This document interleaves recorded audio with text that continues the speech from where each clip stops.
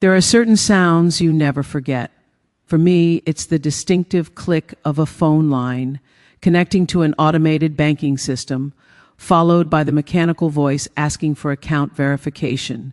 I made that call at exactly 2:15 in the afternoon on a Saturday in June, sitting in my car outside St. Catherine's Church while my daughter's wedding ceremony happened without me inside. Through the stained glass windows, I could hear the organ playing, could see the shadows of 200 guests I'd paid to feed and entertain, watching my only child marry a man whose family had spent 6 months making sure I understood I wasn't good enough to attend. What they didn't know as they celebrated inside that church was that the $500,000 they'd spent on this perfect day was currently being reversed from every vendor account. The flowers, the reception venue, the photographer, the band, the catering, even the wedding dress. All of it purchased on credit cards linked to my accounts. All of it about to disappear like smoke. Let me tell you how a mother's love turns into a mother's reckoning. Where are you watching from today? Drop your location in the comments below and hit that like and subscribe button, because this story will show you exactly what happens when people mistake generosity for weakness. My name is Diana Chen, and I'm a 58-year-old commercial real estate developer who built a fortune through careful planning and ruthless negotiation. My late husband, James, and I started with nothing. 2 immigrants who arrived in San Francisco with engineering degrees and $500 between us. We worked brutal hours, saved every penny, and built a property management company that now controls over $200 million in assets. James died of a heart attack 4 years ago, leaving me alone with our daughter Michelle, our business empire, and a determination to give our only child everything we'd never had. That determination, I've learned, can be weaponized against you by people who understand that a mother's love has no reasonable limit. Michelle met Brandon Whitmore at a tech industry conference 2 years ago. He was charming, well-educated, and came from what they call old California money. His father, Douglas, owned vineyards in Napa. His mother, Patricia, sat on museum boards, and his sister, Vanessa, had married into a family whose name appeared on buildings at Stanford. They were everything James and I had never been, native-born Americans with generational wealth and the casual confidence that comes from never having to prove yourself worthy of the space you occupy. I liked Brandon initially. He was polite to me, attentive to Michelle, and seemed genuinely interested in her career as an architect. But I noticed small things that troubled me. The way he corrected her pronunciation of certain words, the casual comments about her taste being a little too modern, a little too flashy, needing refinement, the suggestions that she might want to dress more conservatively, speak more softly, be more like the women in his family. Michelle didn't seem to notice, or perhaps she chose not to. She was in love, planning a future, and eager to be accepted by Brandon's family. When he proposed on a weekend trip to Carmel, she called me crying with joy. "Mom," he proposed, "we're getting engaged." NG pointed questions about my background. Where exactly in China was I from? What did my parents do? How had James and I built our business? The questions were phrased politely, but the subtext was clear. She was trying to determine if we were respectable enough, if our money was legitimate enough, if Michelle's background could be overlooked given her education and potential. Michelle reported this to me with nervous laughter, insisting her future mother-in-law was just curious, just trying to get to know our family. But I'd spent 30 years in business dealing with people who smiled while calculating your net worth. I knew an assessment when I heard one. 2 months after the engagement, Brandon and Michelle came to my house for dinner with news. "Mom, we've been talking about the wedding. We want to do something really special, really memorable." "Of course, sweetheart. What are you thinking?" Brandon's family has connections at some incredible venues. His sister got married at the Carneros Resort, and Patricia knows the event coordinator at the San Francisco Botanical Garden. We're thinking something elegant, maybe 200 guests, a sit-down dinner with wine pairings. That sounds lovely. Have you set a budget? That's what we wanted to talk to you about. Brandon's family traditionally doesn't pay for weddings. They believe the bride's family should handle the financial arrangements. It's an old-fashioned tradition, but it's important to Patricia. I set down my wine glass carefully. How much are we talking about? Brandon spoke for the first time, his voice carrying the easy confidence of someone who'd never worried about money. Michelle and I have been looking at venues and vendors. For the kind of wedding that represents both families appropriately, we'd need about $300,000. $300,000. The number sat on my dining room table like an unwelcome guest. That's quite a lot, Brandon. Surely there are ways to have a beautiful wedding for less. Mrs. Chen, I understand that might seem excessive from your perspective, but in my family's social circle, weddings are important networking opportunities. The guest list includes venture capitalists, tech executives, politicians. This isn't just a party, it's an investment in our future. An investment. He was asking me to invest $300,000 in his social climbing while framing it as something that would benefit Michelle. I looked at my daughter, who was watching me with pleading eyes, and felt the familiar pull of wanting to give her everything, even things she shouldn't want. Let me think about it and review my finances. I'll get back to you in a few days. Michelle's face fell slightly, but she nodded. Thanks, Mom. I know it's a lot to ask. After they left, I sat in my late husband's study and imagined what James would say. He'd always been more cautious than me, more aware of how people tried to take advantage of immigrants who'd made good. Diana, he'd say in his accented English, love your daughter, but don't let them make you a fool. $300,000 for a party? That's not about Michelle. That's about them showing off with your money. But Michelle was my only child, and I'd missed so much of her childhood while building the business. How many school plays had I attended via video because I was negotiating deals? How many bedtime stories had I sacrificed for late-night contract reviews? Maybe this was my chance to give her something extraordinary, to show her that everything James and I built was for her future. I called her the next day and agreed to fund the wedding. The joy in her voice made me feel like I'd made the right decision, even as a small part of me wondered if I'd just made a terrible mistake. What I didn't know then, sitting in my office, feeling like a generous mother, was that $300,000 was just the beginning. The budget inflation started subtly, like water damage that begins with a small leak and eventually destroys the foundation. 2 weeks after I'd agreed to the $300,000 budget, Michelle called with the first revision. Mom, we found the perfect venue, the Cavallo Point Lodge in Sausalito. It has views of the Golden Gate Bridge, these incredible historic buildings, and Patricia says it's where all the best families have their events. That sounds beautiful, sweetheart. Is it within budget? That's the thing. The venue alone is $120,000 for the ceremony and reception space. But Mom, it includes accommodations for the wedding party, and it's so special. Brandon's family is really excited about it. $120,000 just for the venue seemed excessive, but I'd already committed to making this wedding special. All right, we'll make it work. What about the other vendors? We're meeting with florists next week. Patricia has someone she works with for all her charity events. She says amazing flowers are non-negotiable for a wedding at this level. At this level. The phrase bothered me, the implication that there were levels of weddings and ours needed to match some standard I hadn't known existed. Over the next 3 months, the budget exploded like a slow-motion financial disaster. The florist Patricia recommended quoted $45,000 for arrangements that would last a single day. The photographer, someone who'd shot weddings for tech billionaires, wanted $35,000 plus expenses. The band, a group that apparently played at every important San Francisco society event, cost $50,000. The catering, even with the venue's preferred vendor discount, came to $75,000 for 200 guests.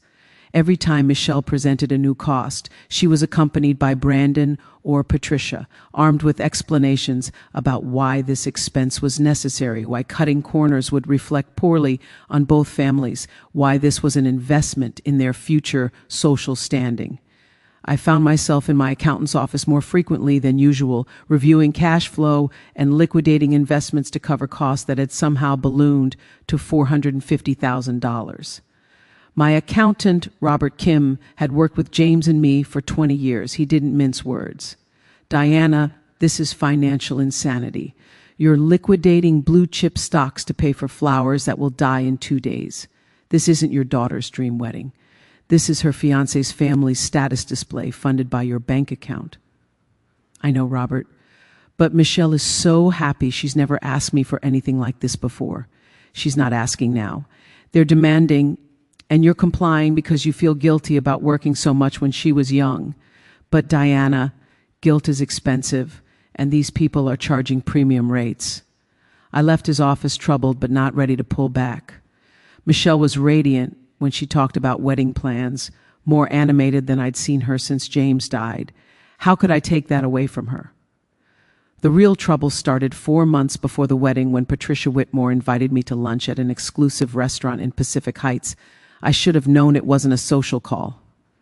Diana, Patricia said after we'd ordered, I wanted to talk to you about something delicate. The wedding planning has been wonderful, and we're so grateful for your generosity. But there's a concern I need to raise. A concern about what? She took a sip of wine, choosing her words carefully. Brandon's family has a certain standing in San Francisco society. Our connections span generations, and our name carries significant weight in business and social circles. I understand that you and James built a successful business, and that's admirable. But the truth is, there are cultural differences that might create awkwardness at the wedding. I felt ice forming in my chest. What kind of cultural differences, Patricia? Well, your accent, for instance, and some of your mannerisms. The way you dress ends toward what I'd call nouveau riche rather than understated elegance at a wedding of this caliber, with guests who represent the pinnacle of California society. We need everyone to present appropriately. Are you suggesting I'm an embarrassment to your family? Patricia smiled, the kind of smile wealthy white women perfect in finishing schools. I'm suggesting that perhaps you might feel more comfortable if you had a less visible role in the wedding festivities. You've been wonderfully generous with funding everything. Maybe your contribution should remain financial rather than social. I stood up, my hands shaking with rage I was trying to control. Patricia, I don't know what kind of arrangement you think we have, but I'm Michelle's mother. I'll be at her wedding in whatever capacity I choose. We'll see, Patricia said calmly. Brandon and Michelle are building a life together, and Michelle understands the importance of making certain accommodations for the family she's marrying into. I left that lunch feeling like I'd been punched. When I called Michelle that evening to tell her about the conversation, I expected outrage, expected her to defend me, to tell Patricia that her mother would absolutely be at the wedding in a position of honor. Instead, Michelle was quiet for a long moment. Mom, Patricia mentioned to me that she'd had concerns about some things. I told her I'd talk to you. You told her you'd talk to me? About what exactly? About maybe being a little more low-key at the wedding, about understanding that Brandon's family has certain expectations and we don't want anything to distract from the ceremony. Michelle, I'm your mother. How exactly am I supposed to be low-key at my own daughter's wedding? Maybe you could sit toward the back during the ceremony. And at the reception, you wouldn't have to be in the receiving line. You could just enjoy yourself as a regular guest. A regular guest at a wedding I'm paying $450,000 for? The number had slipped out before I could stop it, and I immediately regretted it. Michelle's voice went cold. So that's what this is about. You think because you're paying, you get to control everything. No, sweetheart, that's not what I meant. It is what you meant. Mom, you've always been like this. Everything comes with strings attached. Every gift has expectations. Well, I'm 29 years old, and I get to decide how my wedding works, not you. She hung up before I could respond. I sat in my empty house, the house James and I had bought when Michelle was 10, and wondered how my attempt to give my daughter a beautiful wedding had turned into this. But I convinced myself it was pre-wedding stress, that Michelle was overwhelmed, that things would smooth out once the day arrived. I was catastrophically wrong. 6 weeks before the wedding, Brandon came to my office alone. He'd never done that before, and I should have recognized it as a calculated move. Mrs. Chen, thank you for seeing me. I wanted to discuss something man to woman, entrepreneur to entrepreneur. I gestured for him to sit, wary of this suddenly formal approach. What can I do for you, Brandon? The wedding budget has increased somewhat beyond our initial projections. With final vendor payments coming due, we're looking at closer to $500,000 total. $500,000. The number was staggering. Brandon, that's nearly double what we originally discussed. I understand, and I apologize for the overruns, but Mrs. Chen, you have to understand something. This wedding isn't just about Michelle and me. It's about positioning. My father's business connections, my mother's social network, the venture capitalists and tech executives on the guest list, they're all potential clients for your property management business. Think of this as a marketing expense. You're buying access to circles that normally take decades to penetrate. He was smooth. I had to give him that, framing my daughter's wedding as a business opportunity, suggesting that my $500,000 was actually an investment in future deals. But I'd been negotiating business deals since before he was born, and I recognized a con when I heard one. Brandon, I'll cover the increased costs because I don't want vendors left unpaid at the last minute. But I need you to understand something. This is the last time the budget increases. Whatever additional costs arise, you and Michelle will handle them. He nodded, but there was something in his expression that made me uneasy. A smugness that suggested he'd gotten exactly what he wanted, and my warning meant nothing. Of course, Mrs. Chen, we really appreciate your generosity. $500,000.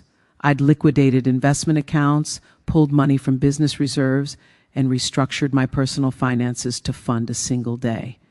But it was done. The checks were written, the vendors were paid, and in 6 weeks my daughter would have the wedding of her dreams, even if that dream had been designed by someone else. Then, 3 weeks before the wedding, the invitation arrived for the rehearsal dinner. I opened it expecting my name on the guest list and found instead a note from Patricia Whitmore. Diana, given the intimate nature of the rehearsal dinner and the sensitivity of some family discussions that will occur, we've decided to limit attendance to immediate family and the wedding party. We hope you'll understand. Your presence at the ceremony and reception is, of course, expected. Best wishes, Patricia. I read it 3 times, trying to make the words say something different than what they clearly stated. I was being uninvited to my own daughter's rehearsal dinner, the dinner that tradition dictated the groom's family hosted, but which apparently didn't require the bride's mother's presence. I called Michelle immediately, my hands shaking with hurt and rage. Did you know about this? About Patricia uninviting me to the rehearsal dinner? Mom, it's complicated. Brandon's family has some things they need to discuss privately, business matters that are sensitive. It's just easier if it's a smaller group. Easier for whom? Michelle, I've paid $500,000 for your wedding. I think I've earned the right to attend the rehearsal dinner. There was a long pause, and when Michelle spoke again, her voice was different. Harder. Here's the thing, Mom. Brandon and I have been talking, and we think maybe you shouldn't come to the wedding at all. The words didn't make sense. I heard them, but my brain couldn't process their meaning. What did you just say? You've been so difficult about everything, complaining about costs, making Patricia uncomfortable, putting pressure on me to choose between you and Brandon's family. It's my wedding day, and I don't want that stress. So we've decided it would be better if you just didn't attend. You'll still pay for it, obviously. All the contracts are in your name, but your physical presence would just create tension that Brandon and I don't need. My daughter had just told me I was banned from her wedding while simultaneously expecting me to fund it. In that moment, sitting in my office with the phone pressed against my ear, something fundamental shifted inside me. The mother who'd spent 29 years trying to make up for working too much, for being too focused on business, for not being enough, that mother died. And in her place emerged the woman who'd built a business empire through ruthless calculation and strategic thinking. All right, Michelle, if that's your decision, I understand. There was silence on the other end, as if she'd expected more fight, more pleading. She didn't know that I'd already started planning my response. After hanging up, I sat in my office for exactly 10 minutes, allowing myself to feel the full weight of betrayal and hurt. Then I picked up the phone and called my attorney, Marcus Webb. Marcus had handled our business contracts for 15 years and had seen me navigate hostile negotiations with developers twice my size. Marcus, I need you to review every contract and payment related to my daughter's wedding. I need to know exactly what I've paid for, what's refundable, what can be canceled, and what leverage I have. Diana, what's going on? My daughter has informed me that I'm not invited to her wedding, but I'm still expected to pay for it. I'm exploring my options. There was a pause. Then Marcus's voice came back. All business. Send me everything, every contract, every receipt, every email. I'll have a full analysis by tomorrow morning. That evening, I went through my files methodically, every vendor contract, every deposit receipt, every email chain. What I discovered was both infuriating and oddly satisfying. In their rush to secure the best vendors and most prestigious venue, Michelle and Brandon had put everything in my name, not as a co-signer or guarantor, but as the primary account holder. My credit cards, my bank accounts, my signature on every contract. They treated me like a personal ATM, and in doing so, they'd given me complete control over every aspect of their perfect wedding. Marcus called at 8 the next morning. Diana, I've reviewed everything. You have significant leverage here. Almost every vendor contract has a cancellation clause, though most include penalties. However, the credit card charges are more interesting. Since everything was purchased on your cards, you have the ability to dispute charges or request refunds directly. The venue contract is the most complex, but even there, you have options. Walk me through the venue situation. Cavallo Point has a strict cancellation policy. If you cancel less than 30 days before the event, you forfeit the entire deposit of $60,000. However, if the cancellation is due to circumstances beyond your control, fraud, misrepresentation, unauthorized use of your credit card, the penalties may be waived. Are you suggesting I claim fraud? I'm suggesting that if someone used your name and financial information to contract for services you didn't personally authorize, that could constitute unauthorized use, especially if you can demonstrate that you weren't going to attend the event in question. Marcus, they banned me from the wedding. Doesn't that constitute some kind of breach? It's your daughter's wedding, and you agreed to pay for it. The fact that you're no longer invited doesn't legally obligate them to refund your money. However, it does give you moral justification for withdrawing financial support going forward. I sat with this information for 24 hours, playing out scenarios. Part of me wanted to be the bigger person, to pay for the wedding despite the insult, to maintain some relationship with Michelle, even if it meant swallowing this humiliation.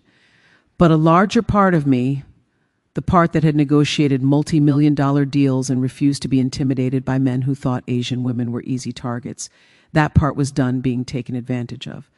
I called my bank and credit card companies and explained the situation carefully. My daughter was getting married. I'd agreed to help with costs.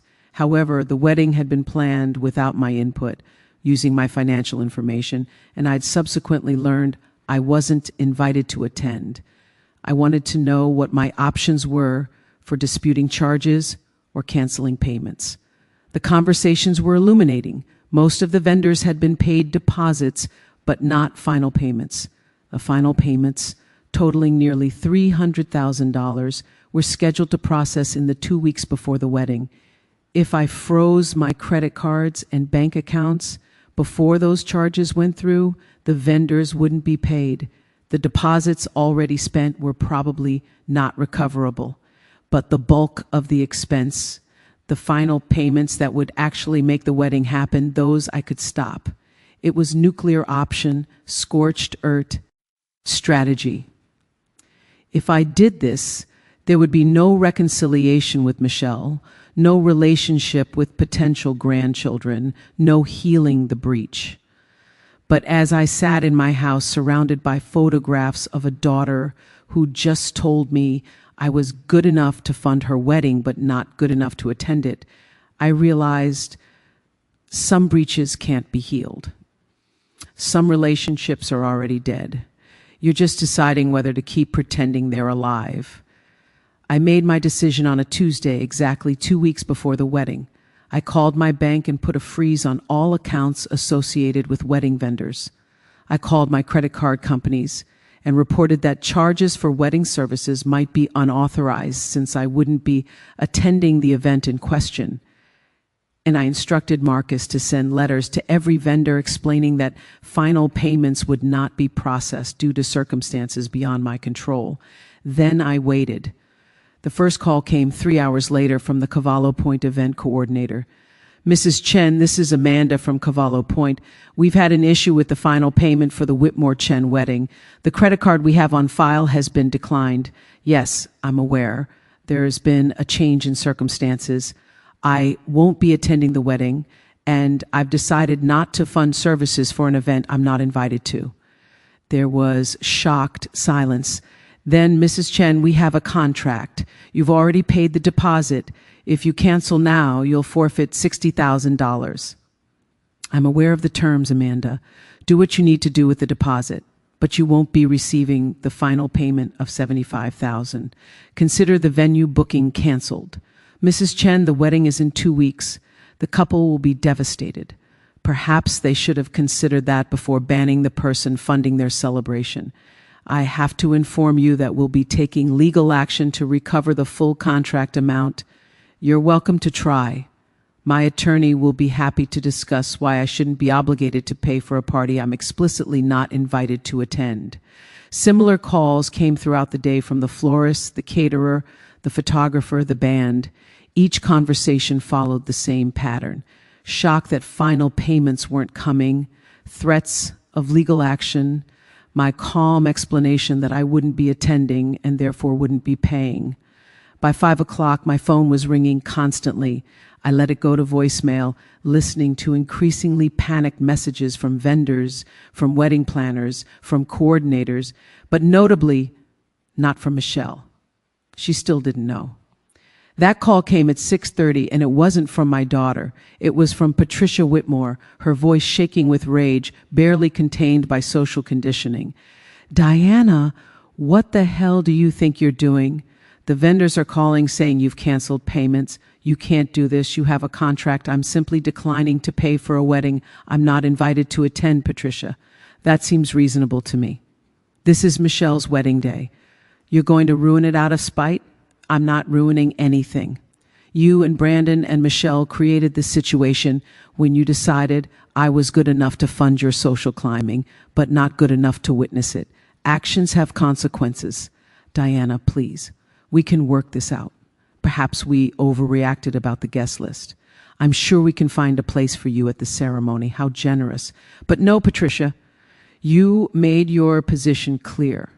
I'm an embarrassment to your family. Too nouveau riche, too immigrant, too much of everything you find distasteful. I'm simply accepting your assessment and acting accordingly.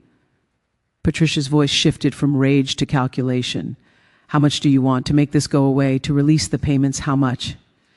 I laughed, and it sounded harsh even to my own ears. Patricia, you can't buy your way out of this. You and your family taught Michelle that money is all I'm good for, that I'm a walking checkbook rather than her. Mother. Well, the checkbook is closed now. Figure out how to fund your social display some other way. I hung up while she was still sputtering threats about lawsuits and social consequences. 20 minutes later, Michelle finally called. Her voice was high and panicked in a way I hadn't heard since she was a child afraid of thunderstorms. Mom, what are you doing? The vendors are all calling saying you canceled everything. The wedding is in 2 weeks. Yes, sweetheart. I'm aware of the timeline. You can't do this. You can't just cancel everything because you're upset about not being invited. Watch me. Michelle, I've spent $500,000 on a wedding I'm explicitly banned from attending. I've liquidated investments, pulled money from business accounts, restructured my personal finances, all for a daughter who told me my presence would create unwanted stress.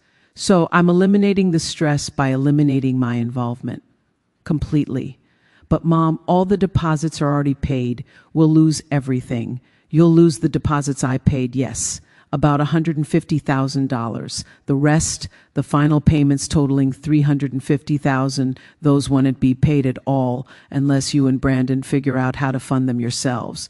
We don't have that kind of money. Then I suggest you call Brandon's family. Patricia and Douglas have been so involved in planning this wedding, surely they're willing to fund it. Or perhaps they were only interested in planning a lavish event as long as someone else paid for it. Mom, please, I'm begging you, don't do this. You're begging? I kept my voice cold, channeling every difficult negotiation I'd ever conducted. Michelle, 2 weeks ago you told me not to come to your wedding because my presence would be stressful. You made it clear that my only value was financial. Well, I'm simply accepting your assessment. I'm a bank that's closed its lending window. You have other options. Postpone the wedding until you can afford it yourself. Scale it back to something within your budget. Or convince Brandon's wealthy family to put their money where their social ambitions are. But Mom, everyone's invited. The invitations are sent. What will people think? There it was, the real concern. Not that I was hurt, not that our relationship was destroyed, but what people would think. What Brandon's important connections would say. What society would whisper. And in that moment, I knew I'd made the right decision. Maybe they'll think that you shouldn't ban your mother from your wedding and still expect her to pay for it. Maybe they'll think that actions have consequences. Or maybe they won't think about you at all, Michelle. Maybe your wedding isn't as important to other people as Patricia convinced you it was. She was crying now, and part of me wanted to comfort her the way I had when she was small. But that Michelle, the one who'd loved me unconditionally, was gone. This woman who'd calculated that Brandon's family connections were worth more than her mother's dignity, I didn't recognize her. I'm sorry it's come to this, sweetheart, but you made your choices, and now I'm making mine. I hung up and turned off my phone. The next 48 hours brought a siege. When I turned my phone back on, there were 83 missed calls and 67 text messages. Michelle, Brandon, Patricia, Douglas Whitmore, even people I didn't know, wedding planners and coordinators all trying to reach me. The voicemails ranged from pleading to threatening. Marcus called me Wednesday morning. Diana, I've received correspondence from 3 different attorneys representing the vendors, the Whitmore family, and interestingly, Michelle personally. They're all threatening legal action if you don't release the final payments. What's your assessment? Legally, they have a weak case. You contracted for services in your own name, using your own funds. The fact that the services were intended for your daughter's benefit doesn't oblige you to pay if circumstances change. The vendors can sue for breach of contract, but they'll have to prove damages beyond the deposits you've already forfeited. The Whitmore family has no standing at all since they're not party to any contracts. And Michelle? Marcus was quiet for a moment. Michelle could argue that you entered into an implied contract to fund her wedding and that your withdrawal constitutes some form of financial elder abuse or coercion. It's a stretch, but an aggressive attorney might try it. Let them try. I'm 58 years old, in full possession of my faculties, and making sound financial decisions about my own money. No judge will find abuse in a mother declining to fund a wedding she's banned from attending. I hope you're prepared for the fallout, Diana. This is going to get ugly. It's already ugly, Marcus. I'm just deciding whether to clean up other people's mess or let them deal with their own consequences. Thursday brought an unexpected visitor. I was working in my home office when the doorbell rang at 2 p.m. Through the security camera, I saw Brandon Whitmore standing on my front porch, alone, looking significantly less polished than usual. I considered not answering, but curiosity got the better of me. I opened the door, but didn't invite him in. "Brandon, what can I do for you?" "Mrs. Chen, please, can we talk? We are talking. Can I come in? This is important." I stepped aside and let him enter, leading him to the living room, but not offering refreshment or comfort. He sat on the edge of the couch, his usual confidence visibly shaken. "Mrs. Chen, I want to apologize. The situation with the wedding has gotten completely out of hand, and I take responsibility for that." "Do you?" "Because from where I'm sitting, you and your family orchestrated a systematic campaign to exclude me while draining my bank account. That wasn't the intention. We just thought, given some cultural differences and social dynamics, it might be easier if there was less family complexity at the ceremony." Cultural differences. I let the phrase hang in the air. "You mean the fact that I'm Chinese and your family finds that embarrassing?" Brandon shifted uncomfortably. "My parents can be old-fashioned about certain things, but Mrs. Chen, Michelle loves you. She's devastated by what's happening.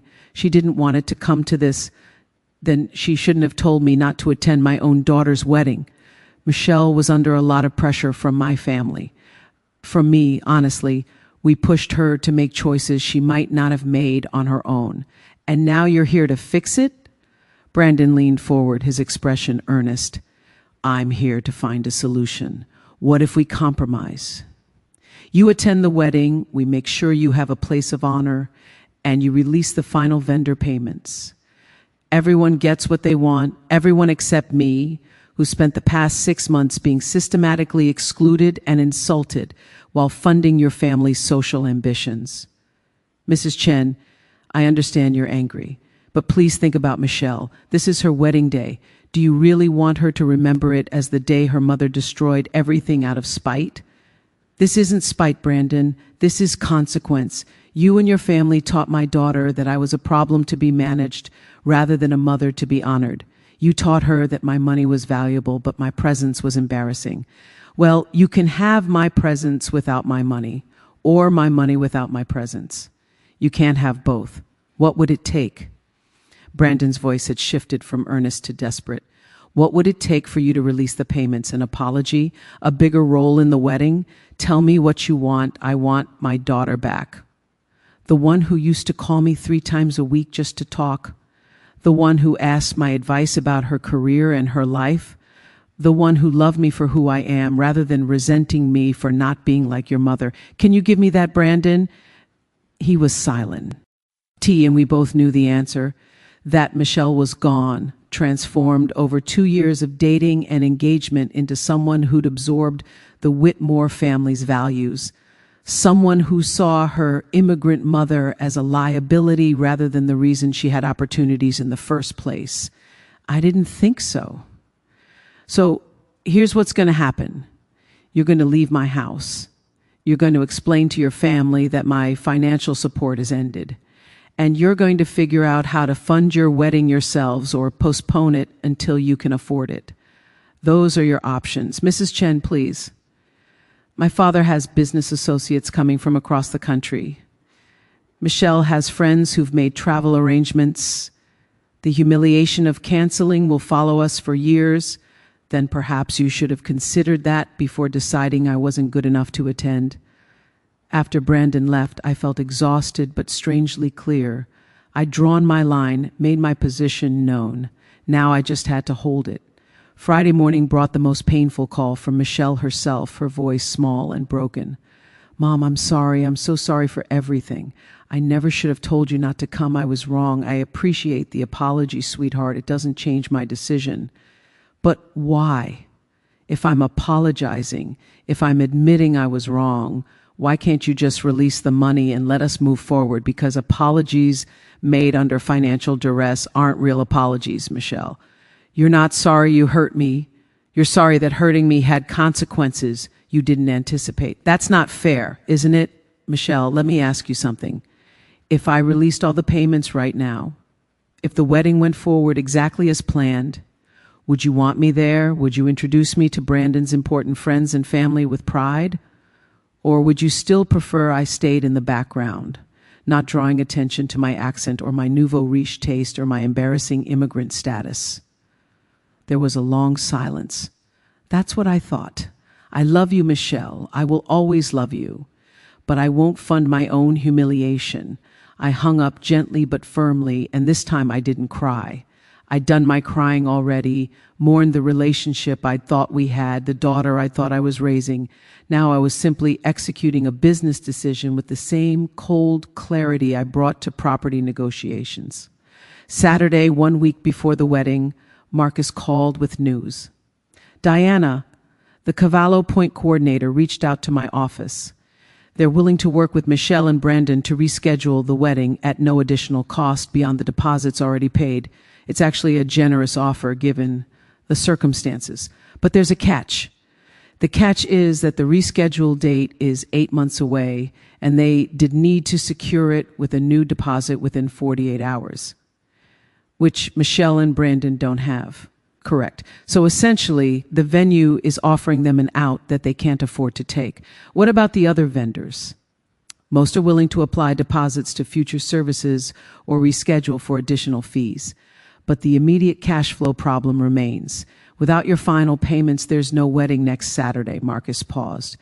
Diana, I have to ask, do you have any regrets about this decision? Every parent has regrets, Marcus. I regret not seeing this coming. I regret raising a daughter who learned to value social status over family loyalty. I regret marrying her father in a simple ceremony instead of the lavish wedding that might have taught her what really matters. But do I regret refusing to fund a wedding I'm banned from attending? No, that's the one thing I don't regret. The week crawled by with increasing desperation from multiple parties. Patricia Whitmore called repeatedly, her tone shifting from anger to bargaining to outright begging.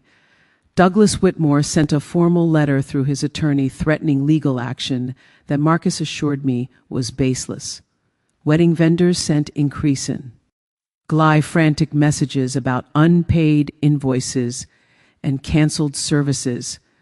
Through it all, I maintained radio silence, working from my home office, reviewing property deals, and moving forward with my life as if I didn't have a daughter getting married, or more accurately, not getting married, the following weekend.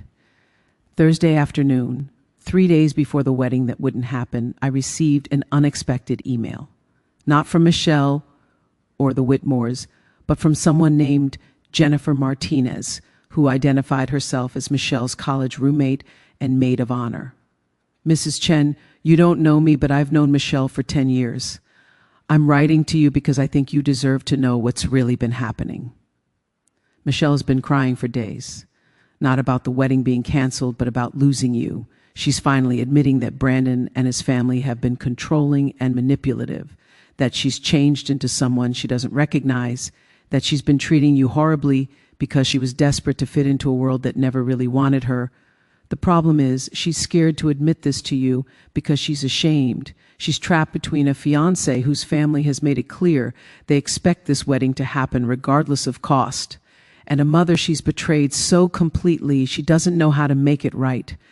I'm not asking you to pay for the wedding. Honestly, I think canceling it was the wake-up call Michelle needed. But I am asking you to call your daughter and have an honest conversation, not about money or weddings, but about what she really wants her life to look like. Because right now, she's planning to go through with a courthouse ceremony on Saturday just to avoid the embarrassment of calling everything off. And I think she's about to make a terrible mistake that will cost her the rest of her life. The email sat in my inbox for an hour while I decided what to do. Part of me wanted to ignore it, to let Michelle make her choices and live with them. But another part, the part that had loved her since before she was born, couldn't quite let go. I called Jennifer Martinez. This is Diana Chen. I got your email. Mrs. Chen, thank you for calling. I wasn't sure you would. Tell me the truth. Is Michelle really having second thoughts, or is this a manipulation to get me to release the money? I swear to you, it's real. Michelle has been staying at my apartment for the past 3 days because she can't face Brandon's family. She's lost 12 pounds from stress. She's not sleeping. And yesterday, She told me she thinks she's been making decisions based on what other people want instead of what she wants. Did she ask you to contact me? No, she doesn't know I'm calling. But Mrs. Chen, I've watched her spiral over the past 2 years, becoming someone anxious and uncertain instead of the confident woman I knew in college. Brandon isn't a bad person, but his family is toxic. And if Michelle marries him on Saturday just to save face, she's going to wake up in 5 years miserable and trapped. I appreciate you reaching out, Jennifer. But Michelle is an adult. She has to make her own choices, even if they're mistakes. I understand. But don't you think she deserves to know that you'd support her if she walked away? That your love isn't conditional on her going through with this wedding or making the right choices? That she can come home? The question hit harder than I expected. Could Michelle come home after everything that had happened, after the betrayal and the insults and the calculated exclusion? Could I open my door to her if she showed up? I don't know if I'm ready for that conversation, Jennifer. Then maybe get ready quickly, because your daughter is running out of time to save herself. After hanging up, I sat in James's study, surrounded by photographs of our life together, our business successes, and Michelle at every age. Michelle as a baby, chubby and laughing. Michelle at 10, gap-toothed and proud with her science fair trophy. Michelle at 18, graduating high school with honors. Michelle at 25, getting her architecture degree, hugging me with genuine joy and gratitude. When had that joy turned to resentment? When had I become someone she needed to manage and hide, rather than someone she was proud to know? I knew the answer, even if I didn't want to admit it. It had started long before Brandon, probably around the time she'd gone to college and realized that her working mother, her immigrant parents, her modest childhood home, didn't match the backgrounds of her wealthier classmates. She'd started editing stories about her family, downplaying my accent, avoiding bringing friends home during holidays. I'd noticed but hadn't said anything, telling myself it was normal adolescent embarrassment, that she'd outgrow it. Instead, she'd found Brandon, whose family reinforced every insecurity she developed about her background. And I'd enabled it by trying to buy her acceptance, by funding a lifestyle that would make her feel equal to people who would never see her that way. I picked up my phone and called Michelle's number.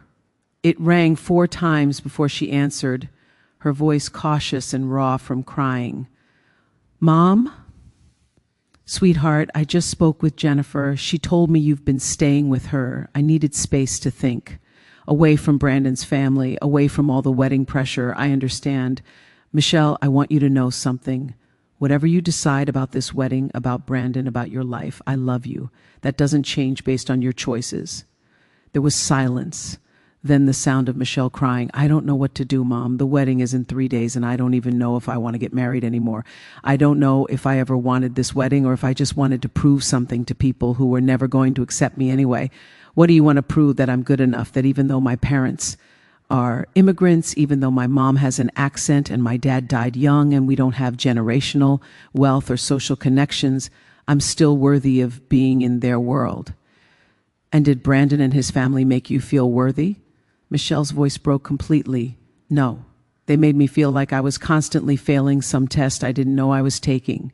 Like no matter what I did or how I dressed or how I talked, I'd always be too Chinese, too middle class, too different. And the worst part is I started seeing myself through their eyes, started seeing you through their eyes, started believing that we needed to be fixed instead of them needing to be less racist and elitist. I felt tears running down my face, but my voice stayed steady. Baby, you've never needed fixing. You're brilliant and talented and beautiful exactly as you are. The people who can't see that aren't worth impressing. I know that now, but Mom, I've made such a mess. I told you not to come to my own wedding. I let Patricia convince me you were an embarrassment. I watched them treat you terribly, and I didn't defend you because I was so desperate for them to like me. How do I fix this? You start by being honest about what you want. Not what Brandon wants, not what his family expects, not what will look good to society. What does Michelle Chen want for her life? She paused, gathering courage. I want to not get married on Saturday. I want to break up with Brandon because I don't actually like who I am when I'm with him. I want to rebuild my relationship with you and stop being ashamed of where I come from. And I want to stop trying to be someone I'm not. Those sound like excellent goals. But Michelle, you have to own them. I can't make this decision for you, and I won't fund your escape from it. This has to be your choice. I know. Jennifer said I should call Brandon today and tell him it's over, but Mom, I'm so scared of what people will think, of being alone, of admitting I made a terrible mistake. Being scared is normal. Being so scared that you marry the wrong person and spend years unhappy is tragic. You're 29 years old. You have time to find someone who loves you for who you are, not who they want to remake you into. But first, you have to love yourself enough to walk away from people who make you feel small. There was a long silence, and then Michelle said something that made my heart ache. Will you come get me? From Jennifer's apartment? Will you bring me home? I grabbed my car keys. Text me the address. I'll be there in 20 minutes. The drive across San Francisco to Jennifer's apartment in the Mission District took 30 minutes with traffic, but it felt like hours. When I arrived, Jennifer opened the door and gestured to the bedroom where Michelle sat on the bed, looking younger and more vulnerable than I'd seen her in years. Mom, she whispered, and then she was in my arms, crying the way she used to when she was small and the world had been unkind. We sat like that for a long time, mother and daughter, while I stroked her hair and let her cry out weeks of stress and fear and confusion. Eventually, the tears slowed, and Michelle pulled back, wiping her eyes. I need to call Brandon. I need to tell him I can't marry him. Do you want me to stay while you make the call, or would you rather do it alone? Stay, please. I don't trust myself not to let him talk me out of it if I'm alone. Michelle called Brandon on speakerphone. He answered on the first ring, his voice tight with stress. Michelle, where have you been? My mother has been calling everyone trying to find you. We need to finalize plans for Saturday. Brandon, I'm not going through with the wedding. What? What are you talking about? The wedding is in 3 days. I know. And I'm telling you I'm not going to be there. I can't marry you.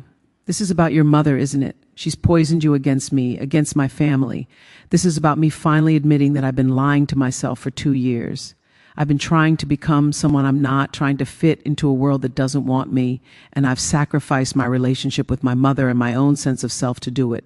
I can't do it anymore. Michelle, you're just stressed. The wedding pressure has gotten to you. Once we're married and past all this, things will be better. No, Brandon, they won't. Your family will still look down on me. Your mother will still criticize everything I do, and I'll still feel like I'm constantly failing some impossible test. I don't want to live like that. We've sent invitations. People have made travel plans. My father has business associates coming from across the country. You can't just cancel 3 days before. Watch me. Michelle's voice was stronger now, more certain. I'm canceling the wedding. I'm ending our relationship, and I'm going to spend some time figuring out who I actually am instead of who everyone else wants me to be. My family funded this wedding. We've lost tens of thousands in deposits because your mother canceled the vendors. Actually, Brandon, your family didn't fund anything. My mother did, and she was right to pull her support when you all banned her from attending. If you want to sue someone for the deposits, sue me. I'm the one breaking the engagement. Brandon's voice shifted from shock to anger. You're making a huge mistake, Michelle. You're throwing away a life that most people would kill for. You're right. Most people would kill for your life, but I don't want it. I want my own life on my own terms. Goodbye, Brandon. She hung up before he could respond, then immediately turned off her phone. Her hands were shaking, but her face held a expression of relief I hadn't seen in months. I did it. I actually did it. How do you feel? Terrified, relieved, guilty, free, like I just jumped off a cliff and I don't know if I'm going to fly or fall. Those all sound like reasonable reactions to a major life decision. Michelle looked at me with tears in her eyes. Mom, I'm so sorry for everything. For what I said about you not coming to the wedding, for letting the Whitmores treat you so badly, for being so desperate to fit in with them that I forgot who I actually am and where I come from. I know, baby, and I forgive you. But Michelle, we need to talk about what happens next. Okay, she said nervously. First, you need to formally notify all the wedding guests that the ceremony is canceled. Not postponed, canceled. That's your responsibility, not mine. I'll do it today. Second, you need to deal with the Whitmore family's reaction. They're going to be angry, possibly vindictive. Patricia especially is going to make this difficult. I know. Jennifer said I should probably block their numbers after I send a final email explaining my decision. That's probably wise. And third, you need to figure out what you actually want to do with your life now that you're not planning to be Mrs. Brandon Whitmore. What do you mean? Do you still want to work at the architecture firm Brandon's father helped you get into? Do you want to stay in San Francisco where you'll constantly run into his family's social circle? Do you want to keep living in the apartment Brandon helped you decorate? You get to rebuild your life, Michelle, but you have to be intentional about what that life looks like. Michelle was quiet, processing this. I think I want to take some time off work, maybe travel, get away from San Francisco for a while and remember who I was before I met Brandon. That sounds like a good plan. And Mom, she hesitated, can I stay with you for a while until I figure things out? My house has felt empty since your father died. I'd love to have you home. We drove back to my house in Pacific Heights, Michelle in the passenger seat looking out the window at the city she'd grown up in. When we pulled into the driveway, she turned to me with something like wonder on her face. I forgot how much I loved this house. All those memories of Dad in his study, of you teaching me to cook in the kitchen, of doing homework at the dining room table. Brandon's house in Marin felt like a museum, beautiful but cold. This feels like home. It is home, sweetheart. It's always been here waiting for you. That evening, while Michelle drafted an email to wedding guests explaining the cancellation, I sat in James's study and thought about the past 6 months. The money I'd spent, the humiliation I'd endured, the nuclear option I'd deployed. Had it been worth it? I'd lost $150,000 in non-refundable deposits. I'd damaged my relationship with my daughter, possibly permanently. If she'd gone through with the wedding, I'd made enemies of the Whitmore family and probably earned a reputation in certain San Francisco social circles as difficult and vindictive. But I'd also drawn a line. I'd refused to fund my own exclusion. I'd shown Michelle that love has boundaries and that self-respect is non-negotiable. And ultimately, I'd given her permission to save herself from a mistake that would have cost her far more than money. The fallout from the canceled wedding was swift and predictable. Saturday morning, the day the wedding was supposed to happen, I woke to find my phone flooded with messages from people I barely knew. Some were sympathetic, having heard from Michelle's email that the bride had called it off. Others were accusatory, apparently having heard from the Whitmore family that I'd sabotaged my own daughter's happiness out of spite. The most interesting message came from Patricia Whitmore, sent at 6 in the morning when she must have realized the wedding was definitely not happening. Diana, I hope you're satisfied. You've destroyed your daughter's future and humiliated our family in front of 200 guests. Brandon is devastated, and our reputation in this community will never recover. I hope whatever satisfaction you got from your petty revenge was worth the permanent damage to your relationship with Mitch. L. I stared at the message for a long moment, then typed a reply. Patricia, my daughter called off the wedding because she realized your family was more interested in changing her than accepting her. That's not my fault or my responsibility. As for your reputation, perhaps you should consider that your standing in the community depends on bullying immigrants into funding your social displays. Your reputation deserves to be damaged. I hope Brandon finds someone whose family wealth meets your standards. Michelle is no longer available for your improvement project. I hit send before I could second guess myself. then blocked Patricia's number. In the kitchen, Michelle was making coffee, still in her pajamas, looking younger and more relaxed than I'd seen her in months. "Morning, Mom. How are you feeling today?" "Lighter," she said, "like I've been carrying something heavy for so long I forgot what it felt like to put it down." She poured coffee for both of us and sat at the kitchen table where we'd shared countless meals when she was growing up. I sent the cancellation email to all the guests last night. I've gotten about 50 responses so far.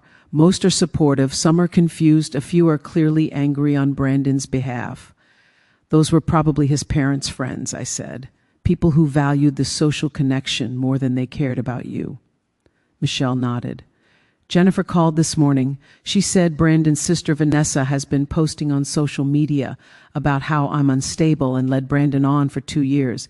It's all very dramatic. Are you okay with people talking about you?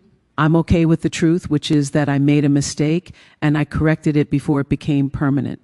If people want to gossip, that says more about them than it does about me. I'm proud of you, sweetheart. That's a very mature perspective. Mom, can I ask you something?" Michelle's voice was hesitant. "When you canceled all the vendor payments, did you know it would lead to me calling off the wedding? Or were you just done being taken advantage of?" "Honestly, I was just done. I didn't know if you'd realize the Whitmores were toxic or if you'd go through with a courthouse wedding and cut me out of your life permanently. I hoped you'd see the truth, but I couldn't control that. All I could control was whether I continued funding my own humiliation." "So you weren't trying to manipulate me into breaking up with Brandon. I was trying to respect myself enough to stop accepting unacceptable treatment. If that had the side effect of helping you see the situation clearly, I'm glad. But Michelle, you have to understand something. I didn't save you. You saved yourself by being brave enough to walk away. We spent the day quietly watching movies, cooking together, talking about everything except weddings and Whitmores. It felt like old times, before Brandon, before the engagement, when Michelle and I had been a team navigating the world together. Sunday brought an unexpected visitor. I answered the doorbell to find Douglas Whitmore, Brandon's father, standing on my porch looking uncomfortable. "Mr. Whitmore, what can I do for you?" "Mrs. Chen, I was hoping we could talk about the situation with Brandon and Michelle." I considered closing the door in his face, but curiosity got the better of me. I invited him into the living room, but unlike when Brandon had visited, I felt no need to be polite or accommodating. "You have 5 minutes." Douglas cleared his throat. "I want to apologize for my family's behavior. Patricia can be controlling, and I'm afraid we put unacceptable pressure on Michelle to conform to standards that weren't fair or reasonable." "I appreciate the apology. Is there something else?" I wanted to explain something about the wedding expenses. "The reason Patricia and I didn't offer to help fund the wedding wasn't because we didn't care about Brandon. It's because we can't afford it. The vineyards have been losing money for years. We've been liquidating assets to maintain our lifestyle. We're essentially broke, but pretending otherwise. So you were happy to let me spend $500,000 on a wedding while you maintained your appearance of wealth." Douglas had the grace to look ashamed. "Yes, and I'm not proud of that," Patricia convinced herself. Convinced all of us, really, that it was traditional for the bride's family to pay. But the truth is, we desperately needed someone else to fund Brandon's wedding because we couldn't do it ourselves. That's quite an admission, Mr. Whitmore. Why are you telling me this now? Because my son is devastated, and he's blaming you for Michelle's decision. But I know the truth. We pushed her away with our snobbery and our financial manipulation. We treated her like a project instead of a person. And we treated you abominably because Patricia felt threatened by your success. She comes from old money that's mostly gone, and she resents people like you who actually earn their wealth." "I see. And you want what exactly? Forgiveness?" Douglas shook his head. "No, I don't deserve forgiveness. I'm telling you this so you know that you were right about us. We were using you, using Michelle, trying to maintain a lifestyle we can't afford on someone else's dime. And I'm ashamed of that. After he left, I found Michelle standing in the doorway, having heard the entire conversation. "Did you know the Whitmores were broke?" I suspected. People who are actually wealthy don't usually care so much about appearances. They don't need to prove anything. It's the people who are barely hanging on, who are most desperate to look successful. So Brandon's whole life was a performance. The vineyard, the social connections, the museum boards, all of it was smoke and mirrors. Probably. Which doesn't make him a bad person, Michelle. It just makes him someone raised to value image over substance. And that's not the kind of partner you need. Michelle sat down heavily on the couch. I wasted 2 years of my life trying to impress people who were lying about their own success. I could have told you that, but you needed to figure it out yourself. Sometimes the most expensive lessons are the most valuable. Over the following weeks, Michelle slowly rebuilt her life. She took a leave of absence from her architecture firm, explaining that she needed time to reevaluate her career goals. She spent her days rediscovering San Francisco, visiting museums and parks and neighborhoods she'd been too busy to explore during the frantic wedding planning. She reconnected with old friends from college, people she'd drifted away from during her relationship with Brandon, and slowly, carefully, she and I rebuilt our relationship on a foundation of honesty instead of obligation. One evening in July, about 6 weeks after the canceled wedding, we were having dinner on the back patio when Michelle brought up the money. "Mom, I know you lost a lot on the wedding deposits. About $150,000 that was non-refundable. I want to pay you back. I'll set up a payment plan. I need to take responsibility for this. Michelle, I appreciate the offer, but that's not necessary. Yes, it is. I made terrible decisions, and you shouldn't have to pay for them. I already did pay for them, and I made that choice knowing the financial risk. Consider it an expensive education in self-worth, but it's not fair. Life rarely is, sweetheart. Besides, I consider it money well spent if it helped you escape a marriage that would have made you miserable." Michelle's eyes filled with tears. "I don't deserve you." "Yes, you do. Everyone deserves to be loved by someone who sees their worth even when they can't see it themselves. That's what parents are for." In August, I received an unexpected check in the mail for $35,000 from Cavallo Point Lodge. The attached letter explained that they'd been able to rebook the venue for the original wedding date to another couple at full price, and therefore they were refu. NDing a portion of my deposit minus administrative fees. It wasn't much in the context of what I'd lost, but it felt like a small cosmic justice. Michelle had started taking clients again, small residential architecture projects that excited her creatively in a way her corporate work never had. She'd moved out of my house into a modest apartment in the Sunset District, close enough to visit regularly, but far enough to establish her independence.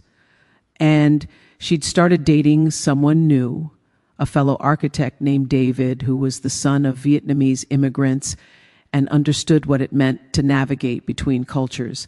One Saturday in September, almost 4 months after the canceled wedding, Michelle invited me to lunch at a Vietnamese restaurant in the Richmond district. Over pho, she said something that made the entire nightmare feel worthwhile. "Mom, I've been thinking about why I was so desperate to fit in with Brandon's family. And I realized it's because I was ashamed of our family, of you and Dad. Not because there was anything wrong with you, but because I'd absorbed this message from society that immigrant success stories weren't as valuable as inherited wealth, that people who built businesses from nothing were somehow less legitimate than people who'd never had to work for anything. I'd let that poison my relationship with you, and I'm so sorry." I reached across the table and took her hand. "I understand why you felt that way, sweetheart.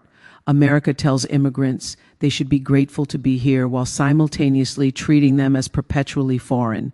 It's confusing and hurtful, especially for children who just want to belong. But I'm glad you've recognized it. I'm glad you've chosen to be proud of where you come from instead of ashamed." "I am proud," Michelle said firmly. "I'm proud of you for building a business empire from nothing. I'm proud of Dad for being a brilliant engineer who helped build the tech infrastructure of San Francisco. And I'm proud of myself for finally having the courage to walk away from people who wanted to diminish all of that. That's my girl. We finished lunch and walked through the neighborhood, past the shops selling Chinese herbs and Vietnamese coffee, past the restaurants with menus in multiple languages, through the communities of immigrants who'd built lives and businesses and families in this city. This is who we are, I said to Michelle, not fancy vineyard owners or museum board members.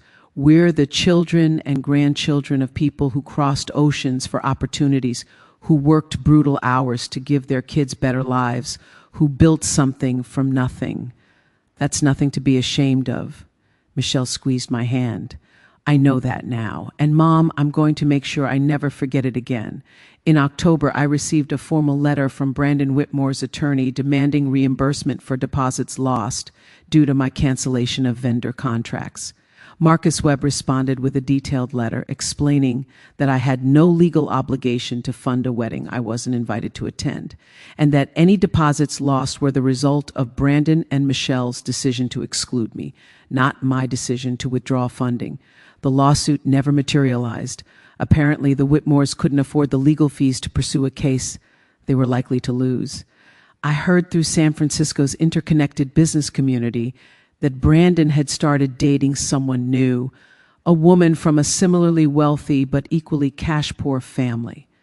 I wished him well, genuinely. He wasn't a villain, just someone who'd never questioned the values his family had taught him. Patricia Whitmore, I heard, had been quietly removed from several museum boards after questions arose about financial irregularities.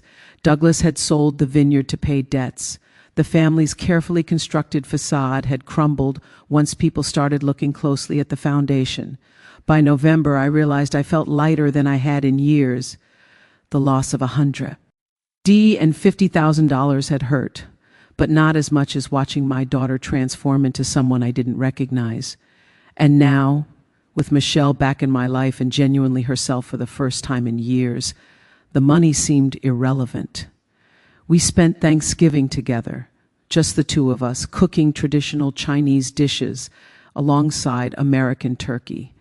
It was intimate and honest and felt more like family than the elaborate wedding I'd tried to fund ever could have. As Christmas approached, Michelle suggested we take a trip together, something we hadn't done since James died. Just you and me, Mom. Maybe somewhere Dad always wanted to take us but never had the chance. James had always talked about visiting Taiwan, the country he'd left as a young man to pursue his engineering dreams in America. He'd meant to take us back to show Michelle where he came from, but work and then illness had prevented it. I booked us flights for 2 weeks in December, and Michelle and I spent our days exploring Taipei, eating street food, visiting temples, and connecting with distant relatives James had kept in touch with through letters and occasional phone calls. One evening, sitting in a night market eating beef noodle soup, Michelle said something that captured everything we'd been through. Mom, I'm glad the wedding didn't happen. I'm glad you canceled the payments. I'm glad I had the worst, most humiliating experience of my life because it woke me up. It showed me who I was becoming and gave me the chance to change direction before it was too late. That's a mature perspective, sweetheart. I wasn't sure you'd see it that way. For a while, I didn't. For the first few weeks, I was angry at you for putting me in that position. But then I realized you didn't put me there. I put myself there by caring more about Brandon's family's approval than my own values, my own mother, my own sense of self. You just refused to fund my mistake, which was the kindest thing you could have done, even though it didn't feel kind at the time. We are back in San Francisco in January, tanned and rested, and closer than we'd been in years. Michelle threw herself into her architecture work with renewed passion, designing homes for families rather than showpiece buildings for wealthy clients. She and David became serious, and when she introduced us, I immediately liked his grounded manner and the way he looked at Michelle, with genuine admiration rather than the assessment I'd seen in Brandon's eyes. In March, Almost a year after the canceled wedding, I received an unexpected phone call from Brandon himself. "Mrs. Chen, I hope it's all right that I'm calling. I got your number from Michelle's old phone records." "It's fine, Brandon. What can I do for you?" "I wanted to apologize for everything, for how my family treated you, for how I treated Michelle, for the pressure and the exclusion and the way we made you feel like you weren't good enough when the truth is we were never good enough for either of you. I appreciate that, Brandon. How are you?" He laughed, a sound without much humor, humbled. "My parents have had to sell the vineyard and move to a smaller house. My sister's marriage fell apart when her husband discovered how much debt she'd been hiding. And I've spent the past year in therapy trying to figure out why I thought social status was more important than genuine connection. It sounds like you've learned some hard lessons." "The hardest." Brandon was quiet for a moment. "I saw Michelle last week. She was having coffee with someone, a guy who looked at her the way I never did, like she was the most interesting person in the room. And I realized that's what I lost. Not a beautiful architect who could help my career, but a genuinely remarkable woman who I tried to reshape into something more manageable." "I'm glad you can see that now, Mrs. Chen. I know I don't deserve it, but I wanted to ask if there's any possibility of recovering the deposits you lost. I'm not in a posit. I'm to repay you now, but in a few years, when I'm more financially stable, I'd like to try to make it right. Brandon, I appreciate the offer, but I don't need the money back. Consider those deposits the cost of an education for both you and Michelle. You learned that appearance isn't the same as substance. Michelle learned that fitting in isn't worth sacrificing yourself. Those are expensive lessons, but they're worth more than $150,000. Thank you, Mrs. Chen. And for what it's worth, I hope Michelle is happy." "She is. And Brandon, I hope you find someone who accepts you as you are instead of who you're trying to be." That conversation stayed with me for days. Brandon's apology felt genuine, earned through actual self-reflection rather than extracted under duress. People could change, I realized. They just usually needed to lose something important first. In April, Michelle called me with news that made my year. "Mom, David proposed, and before you worry, we're planning a small ceremony. Maybe 30 people at a restaurant you'll love, and absolutely no one gets to say anything about your accent or your clothes or your family. You're the guest of honor because you're my mother and I love you." I started crying before she finished talking. "That sounds perfect, sweetheart. And Michelle, I'm paying for this wedding, not because you need my money, but because I want to, because this time it's celebrating something real instead of funding a performance." "Are you sure? After everything that happened with Brandon, I don't want you to feel obligated." "I'm completely sure, but we're doing this my way. Budget that reflects your values, vendors you actually like, and a celebration that feels authentic instead of impressive." "Deal. Can I make one request?" "Anything. Will you walk me down the aisle? Dad can't be there, and I want the person who raised me, who saved me from making the biggest mistake of my life, to be the one standing beside me. I would be honored." Michelle's wedding to David took place in June, exactly 1 year after the catastrophic non-wedding to Brandon. We held it at a beautiful but unpretentious restaurant in Noe Valley with 30 people who genuinely loved the couple. The total cost was $15,000, and every penny felt well spent. I walked Michelle down the aisle wearing a dress I chose myself, speaking in my natural voice with my accent intact, proud of my daughter and proud of myself. Michelle's vows made everyone cry. She talked about learning to value authenticity over approval, about finding someone who loved her for who she was rather than who she could become, and about her mother who taught her that self-respect was non-negotiable. David's vows were equally moving, talking about how Michelle's courage in walking away from the wrong relationship had inspired him to be braver in his own life.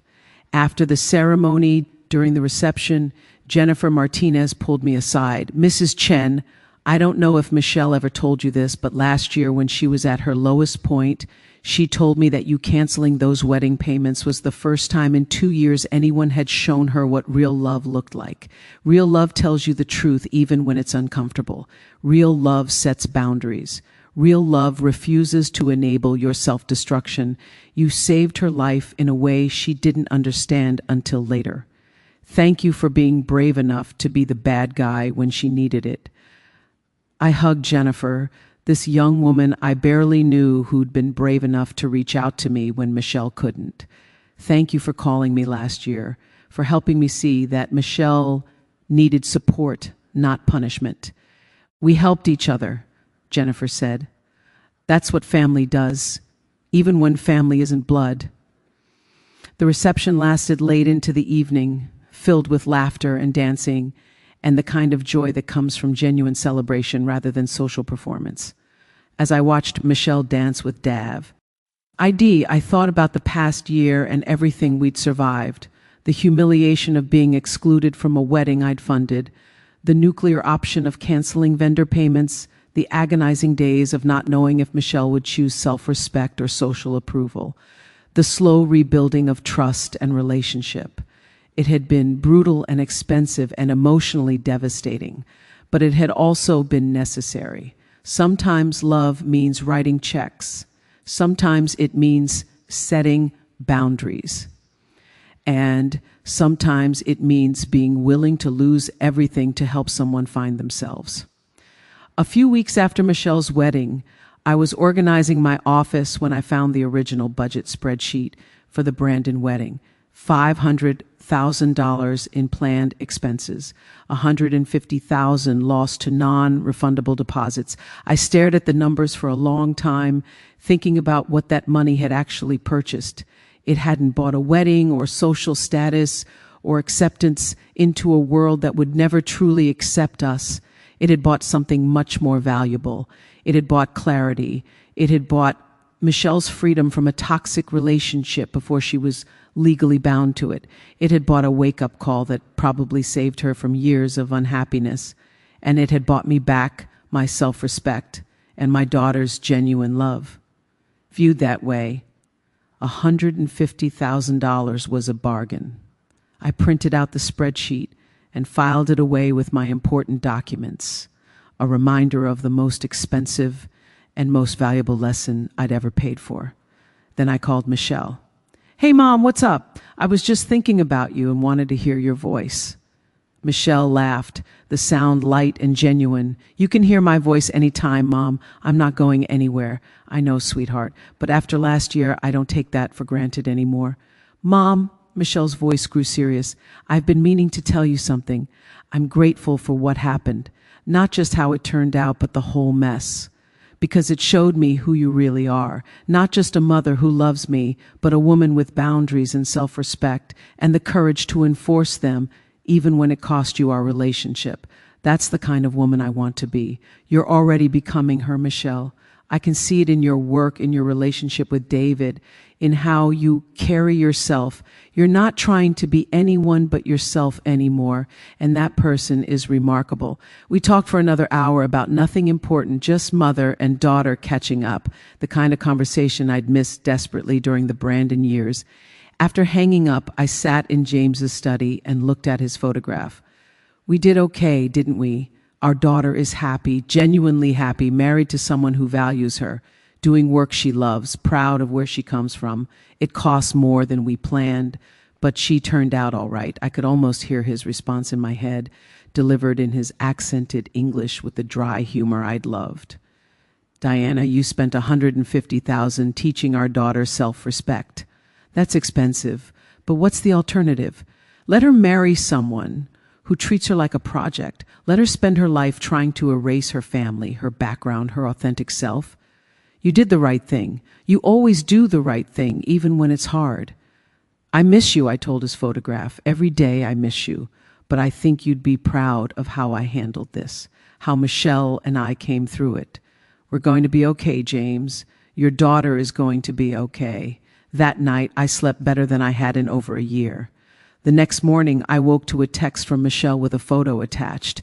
It showed her and David in their new apartment, painting walls together, both of them spattered with paint and laughing. The caption read, "Building a life with someone who loves me for me. Thanks for teaching me not to settle for less. Love you, Mom." I saved the photo and looked at it whenever I needed a remin. Dear, that sometimes the most loving thing you can do is refuse to fund someone's mistake. That boundaries aren't cruel, they're necessary. That self-respect isn't selfish, it's essential. And that $150,000 is a small price to pay for your daughter's happiness and your own dignity. As spring turned to summer, my life settled into a comfortable rhythm. My business continued to thrive. The foundation I'd built with James solid enough to withstand the financial hit of the wedding debacle.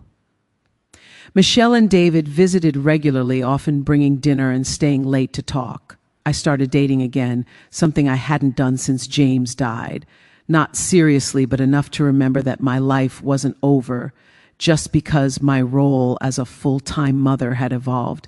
In August, I received an invitation to speak at a conference for Asian American business owners. The topic was navigating family dynamics when building generational wealth. Standing at the podium, looking out at a room full of immigrants and children of immigrants, I told a version of my story. I talked about building a business with my late husband, about raising a daughter while managing a company, about the complicated dynamics of success when you're the first generation to achieve it. And I talked about the wedding that didn't happen. I didn't name names or share identifying details, but I told the truth about funding a $500,000 celebration I was banned from attending, about the choice I made to cancel those payments, and about how that choice ultimately saved my relationship with my daughter. The room was silent when I finished, and then a woman in the third row started clapping. Others joined until the entire room was standing, applauding not just my story, but their own experiences reflected in it. During the reception afterward, dozens of people shared their own stories. Parents who'd been taken advantage of by children who saw them as ATMs, business owners whose families resented their success rather than celebrating it, immigrants who'd achieved the American dream only to have their children feel ashamed of their accents and traditions. We recognized each other. I realized we'd all navigated the painful space between two worlds, trying to give our children opportunities while teaching them to value where they came from. And we'd all learned the hard way that love without boundaries becomes enabling, that generosity without respect breeds resentment. One woman, probably in her 70s, approached me with tears in her eyes.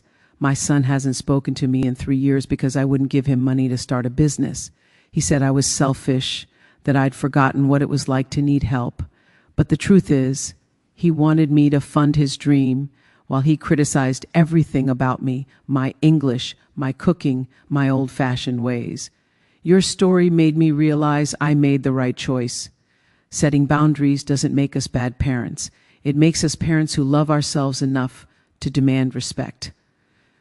"You're absolutely right," I told her, "and I'm sorry you've lost those years with your son. But you protected yourself, and that matters." A younger woman, probably Michelle's age, waited until the crowd thinned before approaching. "Ms. Chen, my mother is a lot like you. She built a successful catering business from nothing, and I spent years being embarrassed by her because she wore an apron to my school events and her English wasn't perfect. I almost didn't invite her to my college graduation because I was afraid of what my friends would think. Your story made me realize what a terrible daughter I've been. It's not too late to change," I told her gently. "If I could give you one piece of advice, it would be this. Call your mother tonight. Tell her you're proud of her. Tell her you're sorry for being embarrassed. Tell her while you still have time. Don't wait until there's a crisis to recognize what you have." The woman nodded, wiping her eyes. "I'll call tonight. Thank you." Driving home from that conference, I felt a sense of purpose I hadn't experienced in years. My story, painful as it had been to live through, was helping other people navigate similar situations. Maybe that was the real value of the expensive lesson I'd learned. Not just what it taught Michelle and me, but what it could teach others facing the same impossible choices between love and self-respect. In September, Michelle called with more news. "Mom, David and I are pregnant. You're going to be a grandmother." I pulled over to the side of the road because I was crying too hard to drive safely. "Oh, sweetheart, that's wonderful. I know. We just found out yesterday, and you're the first person I'm telling. Mom, I want you to be really involved with this baby, not as a babysitter or a convenience, but as a grandmother. I want this child to grow up knowing your story, Dad's story, understanding where they come from, and being proud of it. I would love that more than anything. And Michelle, I promise to respect your boundaries as a parent. I won't overstep or interfere. I'll be the grandmother you want me to be. Mom, I trust you completely. You've proven over and over that you love me enough to let me make my own choices, even when you disagree with them. That's exactly the kind of grandmother I want for my child." Over the following months, I watched Michelle's pregnancy progress with joy that was almost painful in its intensity.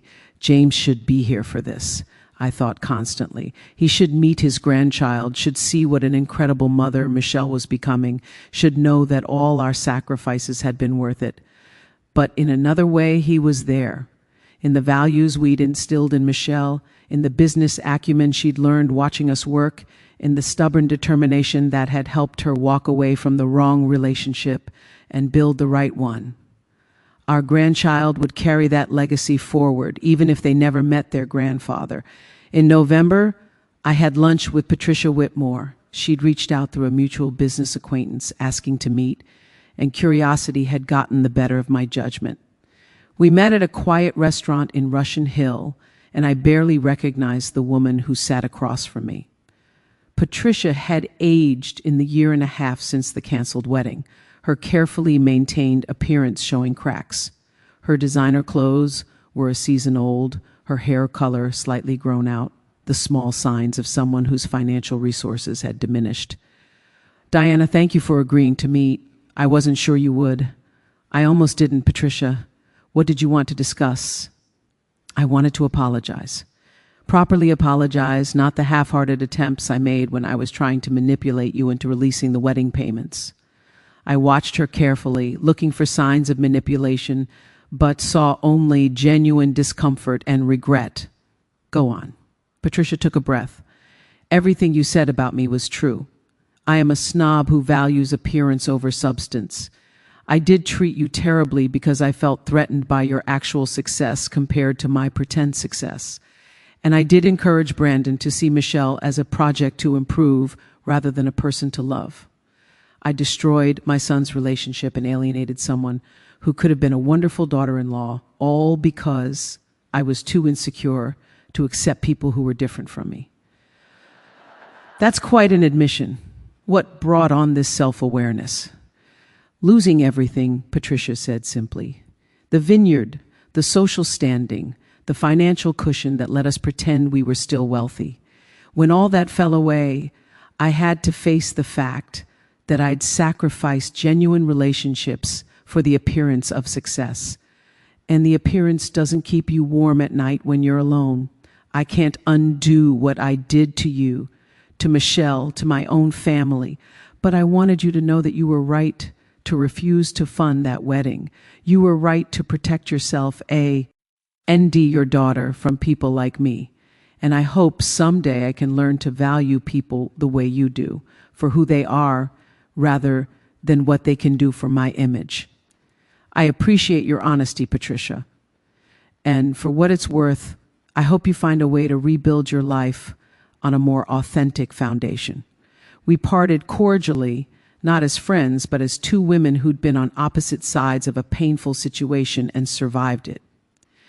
I didn't forgive her completely, didn't forget the cruelty and manipulation, but I recognized her struggle, the difficulty of unlearning values that had been ingrained since childhood.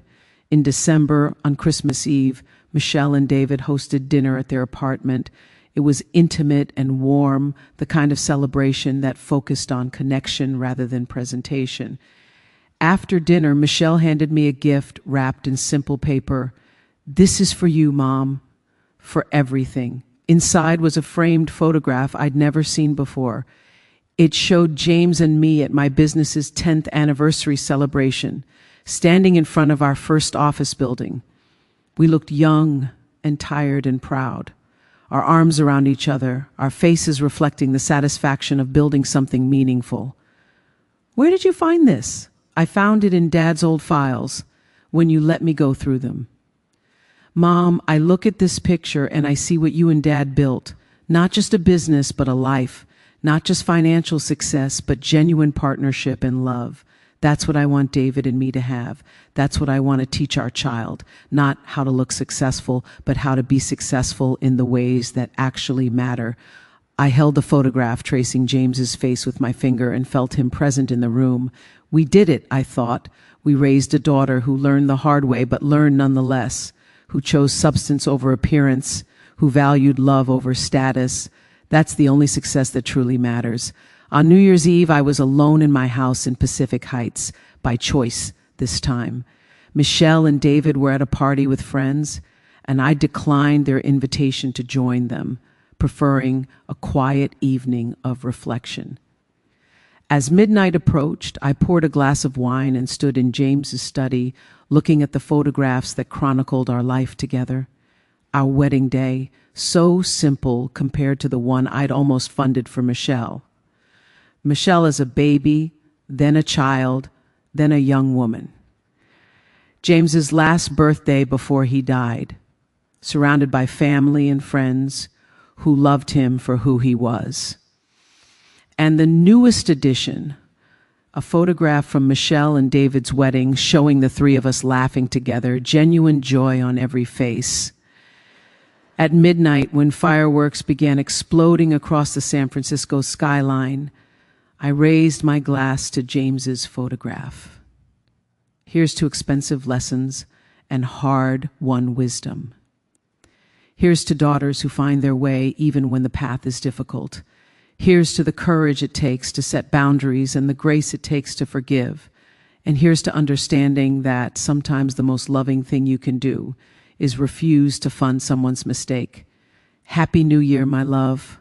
I miss you every day, but I'm okay. We're all okay. The next morning, New Year's Day, Michelle called early. "Mom, I'm in labor. David is driving me to the hospital. Can you meet us there?" I was dressed and in my car within 5 minutes, driving through San Francisco's quiet streets toward the hospital where Michelle had been born 29 years earlier. The circle of life, I thought, the continuation of everything James and I had started. At the hospital, I found Michelle in a delivery room, breathing through contractions, David holding her hand and looking terrified. "Mom," Michelle gasped between contractions, "thank you for coming. Of course, sweetheart. I wouldn't miss this for anything." The next several hours were a blur of medical activity and intense pain and the primal work of bringing new life into the world. And then at 3:47 in the afternoon on New Year's Day, my grandson was born. James Chen Martinez, named after his grandfather, screaming his arrival with impressive lung capacity. The nurse placed him in Michelle's arms, and I watched my daughter look at her son with the same overwhelming love I'd felt when I first held her. "This is your grandmother," Michelle told the baby. "She's going to teach you to be brave and strong and never let anyone make you feel ashamed of who you are." I held my grandson for the first time and felt James's presence so strongly it was like he was standing beside me. "Look," I told the baby, "look at what your grandparents built. Not just money or property, but a legacy of resilience and hard work and refusing to compromise who you are for anyone else's comfort. You come from people who crossed oceans and built businesses and fought for their dignity. Don't ever forget that." David put his arm around me, this man I barely knew a year ago who'd become the son I'd never had. "Thank you, Mrs. Chen, for raising Michelle to be strong enough to walk away from the wrong person and find me, for teaching her to value authenticity over appearance. Our son is going to learn those lessons too." I spent the rest of the day at the hospital, holding my grandson, watching Michelle and David become parents, and feeling a contentment I hadn't experienced since James died. This was what it had all been for: the sacrifices, the hard choices, the expensive lessons. Not just to build wealth, but to build character. Not just to achieve success, but to define what success actually meant. As evening approached and I prepared to leave the hospital, Michelle stopped me. "Mom, I never properly thanked you for canceling that wedding. At the time, I thought you were being vindictive. But now I understand you were being a parent. You loved me enough to let me be angry at you. You loved me enough to risk our relationship to protect me from myself. I don't know if I could have done that." "You'll find out," I said, looking at baby James sleeping in her arms. Parenting is full of impossible choices between being liked and doing what's right. Sometimes you have to choose your child's long-term happiness over their short-term approval. And sweetheart, it's terrifying every single time. I drove home as the sun set over San Francisco, the city where James and I had built our life, where we'd raised our daughter, where I'd made the hardest decision of my parenting life, and somehow come out the other side with my family intact and stronger. The $500,000 wedding that didn't happen, the $150,000 in lost deposits, the agonizing weeks of not knowing if Michelle would choose self-respect or social approval. All of it had led to this moment, to holding my grandson and knowing he'd grow up in a family that valued authenticity over appearance, substance over status, love over image. In the weeks following James's birth, I settled into the role of grandmother with a joy I hadn't anticipated. Michelle and David brought the baby to my house twice a week, and I watched him with the kind of attention I'd been too busy to give Michelle when she was an infant. I'd been building a business then, working 16-hour days, trying to prove that 2 Chinese immigrants could succeed in American real estate. Now, semi-retired and financially secure, I had the luxury of time. Time to hold my grandson, to watch him sleep, to marvel at his tiny hands and the way his face sometimes looked exactly like James's in old photographs. One afternoon in February, while Michelle napped in the guest room and David ran errands, I sat with baby James in the sunroom, the space James Sr. had loved for its afternoon light. I found myself talking to the baby the way I used to talk to his grandfather, just processing thoughts out loud. "Your grandmother made some expensive mistakes," I told him. "I spent $500,000 trying to buy your mother's happiness, trying to give her opportunities, try to make up for all the time I spent building a business instead of being present. And you know what I learned? You can't buy happiness. You can't purchase belonging. And trying to do so just teaches the wrong lessons." The baby yawned, unimpressed by my philosophical musings, and I laughed. "You're right. You don't care about any of that. You just want to eat and sleep and be loved. And that's exactly what matters. Everything else is just noise." Michelle appeared in the doorway, looking rested from her nap. "What are you two talking about?" "I was just explaining to your son how his grandmother learned that love requires boundaries and that the most expensive gift isn't always the most valuable one." Michelle settled into the chair across from me, watching her son with the fierce protectiveness of new motherhood. "You know what's funny, Mom? For years, I resented how much you worked when I was growing up. I wanted a mother who was at every school event, who baked cookies for class parties, who volunteered on field trips. I wanted you to be more like other mothers. And now that I'm a mother myself, I understand what you were actually doing. You were building security for our family. You were showing me that women, immigrant women, could create empires. You were teaching me to value work and ambition and financial independence, even when I was too young to understand those lessons. I wish I'd appreciated it sooner. You appreciated it exactly when you were ready to appreciate it," I said. "That's how wisdom works. Experience comes first, understanding comes later." Michelle smiled. "Is that a Chinese proverb?" "No, that's a Diana Chen original. Though I'm sure some ancient philosopher said it better, we sat in comfortable silence, 3 generations in one room, and I thought about the journey that had brought us here, the canceled wedding, the lost deposits, the fractured relationship that had somehow healed stronger than before. If someone had told me 2 years ago that banning me from Michelle's wedding would ultimately be the best thing that could happen to our relationship, I'd have thought they were crazy. But it was true. Sometimes destruction is necessary before reconstruction. Sometimes you have to lose everything to find what actually matters. In March, I was invited to speak at a university business school about building generational wealth in immigrant families. Standing before a classroom of graduate students, many of them children of immigrants themselves, I shared lessons learned over 30 years in business. But the story that resonated most wasn't about successful property deals or smart investments. It was about the wedding that didn't happen. I spent $150,000 teaching my daughter that self-respect is non-negotiable. I told them that's the most expensive and most valuable investment I've ever made.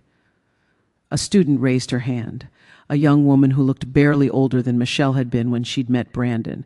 But Miss Chen, wasn't that manipulative? Using money to control your daughter's choices? I withdrew money, I corrected. I stopped funding a wedding I was explicitly banned from attending. That's not manipulation. That's setting a boundary. And yes, it had the effect of helping Michelle see her relationship clearly, but that was a consequence, not my goal. My goal was simply to respect myself enough to stop accepting unacceptable treatment. Another student, a young man with a thoughtful expression, spoke up. How do you know when to step in and when to let your children make their own mistakes? That's the hardest question any parent faces, I acknowledged. And I don't have a perfect answer. But I'd say you step in when the mistake is permanent and devastating. You step in when you see your child destroying themselves for someone else's approval. You step in when love requires you to risk the relationship to save the person. And then you accept the consequences because sometimes your shield won't thank you. Sometimes they'll hate you. But if you truly love them, you do it anyway. After the class, several students approached me with their own stories. Parents who'd sacrificed everything for their success, who they'd taken for granted or felt ashamed of. Families fractured by the tension between traditional values and American individualism. Relationships damaged by the complicated dynamics of being caught between two cultures. I listened to each story and offered what wisdom I'd earned through my own painful experiences. The common thread, I realized, was the struggle to honor where we came from while building where we were going, to appreciate sacrifice without being imprisoned by guilt, to value family while establishing independence. These were the real challenges of generational wealth, more complicated than any property transaction or investment strategy. In April, Michelle and David bought their first house, a modest craftsman in the outer Sunset District. It was nothing like the Wellesley mansion I'd helped fund for the Brandon wedding, but it was theirs, purchased with their own money, mortgaged at a rate they could afford. I'm so proud of you, I told Michelle as we walked through the empty rooms, her planning where furniture would go. This is real, sweetheart. This is success that you earned yourself. It feels different, Michelle admitted. When Brandon and I were buying that house in Marin, I felt anxious all the time, worried about making payments, about living up to his family's expectations, about whether we deserved something so expensive. But this house, even though it's smaller and in a less fancy neighborhood, this feels like home because it's authentic, because you chose it for the right reasons, not to impress anyone or prove anything exactly. David and I walked through this place and imagined our son taking his first steps in that living room, imagined family dinners in this kitchen, imagined building a life here. That's what a home should be, not a showpiece, but a foundation.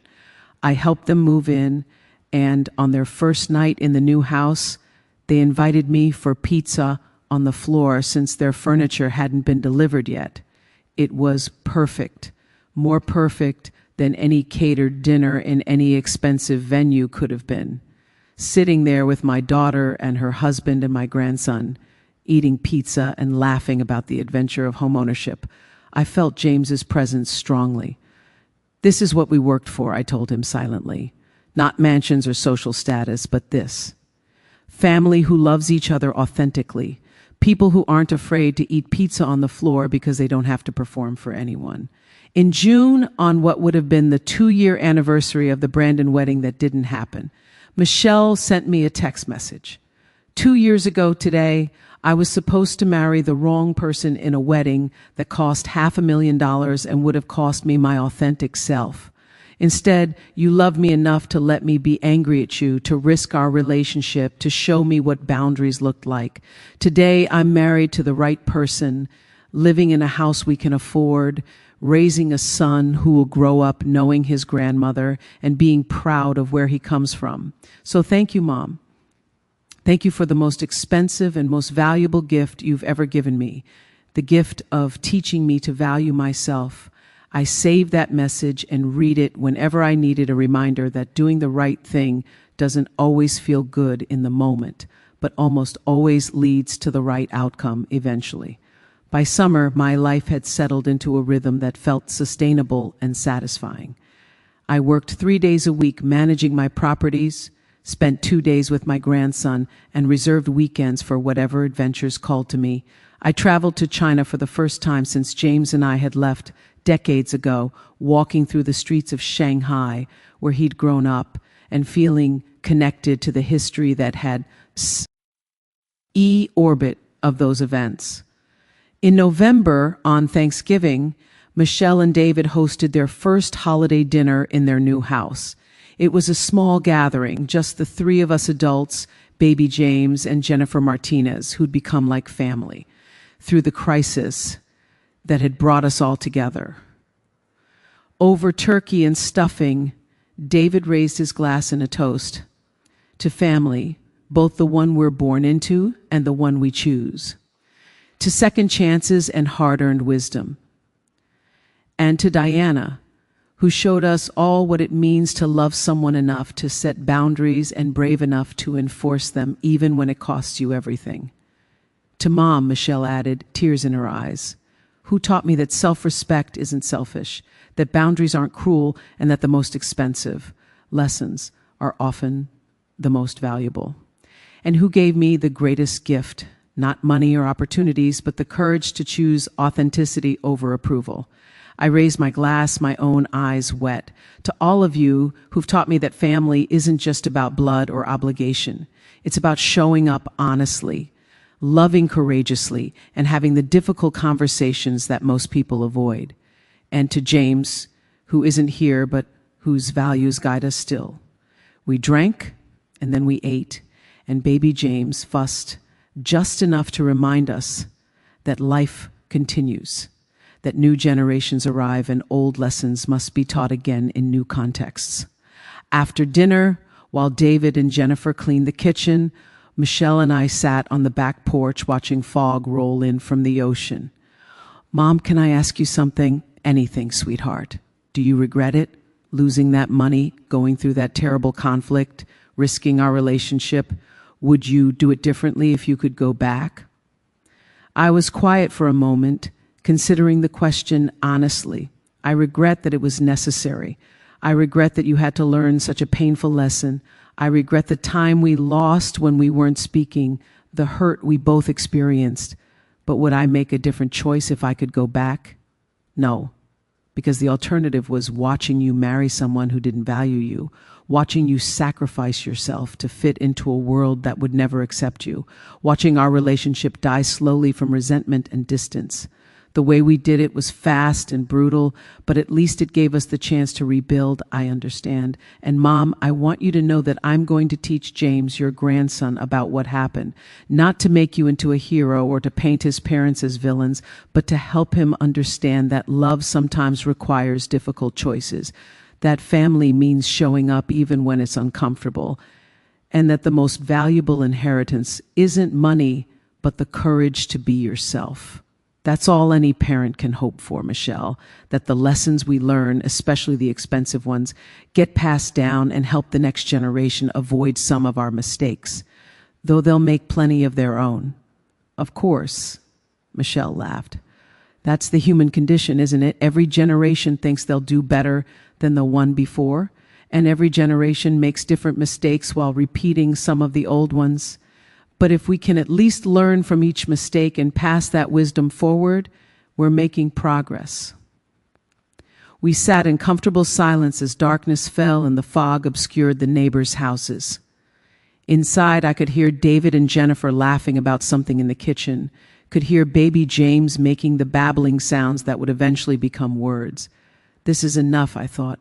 This moment, this family, this hard-won peace, this is what success actually looks like. Not impressive addresses or social connections, but authentic relationships built on honesty and respect. In December, approaching the holidays, I was organizing my office when I found the file ID created 2 years earlier, documenting every expense from the canceled Brandon wedding.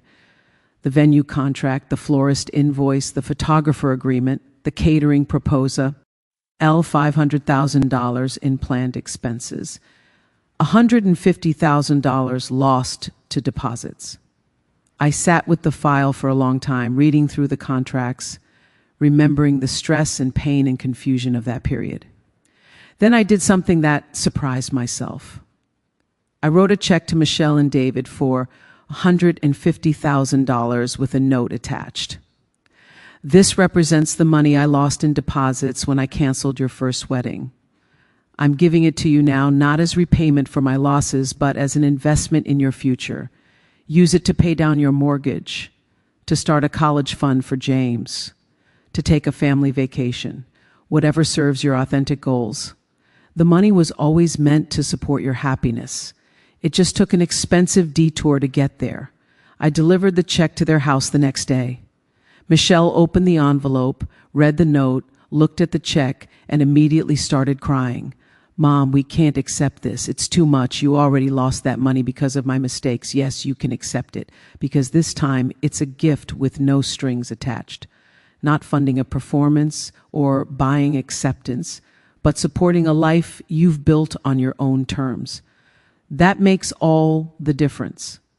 Michelle hugged me tightly, and over her shoulder I saw David looking at the check with an expression of stunned gratitude.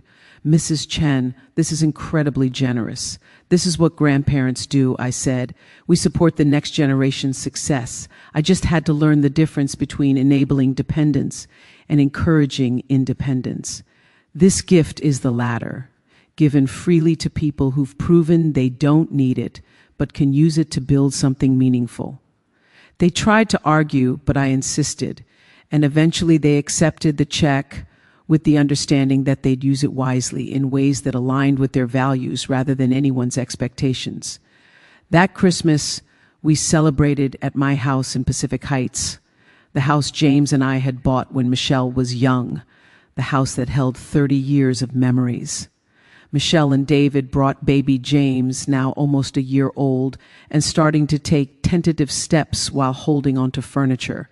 We had a modest dinner, nothing catered or elaborate, just family cooking together and eating around the table where we'd shared thousands of meals. After dinner, Michelle handed me a gift wrapped in simple paper. This is from David and me. And from James, though he's too young to understand gift giving yet. Inside was a framed photograph I'd never seen before. It showed 4 generations, a picture someone had taken at the hospital on the day baby James was born, Michelle holding her newborn son, me standing beside her with my hand on her shoulder, and in the background, barely visible, James Sr.'s photograph that Michelle had brought to the hospital to include him symbolically in the moment. 4 generations, Michelle said softly. Immigrants who built a business from nothing, a daughter who almost lost herself but found her way back, and a grandson who will grow up knowing all our stories, the successes and the mistakes, and learning from both.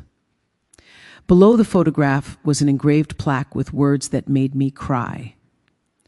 To Diana Chen, who taught us that the most expensive lessons are the most valuable, that love requires boundaries, and that the greatest gift is teaching someone to value themselves, with love and gratitude for showing us what real strength looks like.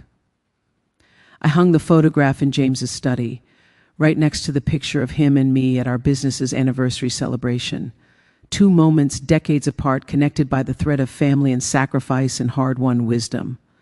On New Year's Eve, as I had the previous year, I spent a quiet evening alone, by choice and in peace. At midnight, I stood in James's study, surrounded by photographs chronicling our journey, our wedding day, our business milestones, Michelle's childhood, the canceled wedding.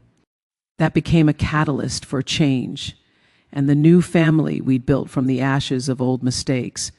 "Here's to expensive lessons," I said to James's photograph as fireworks lit up the San Francisco sky.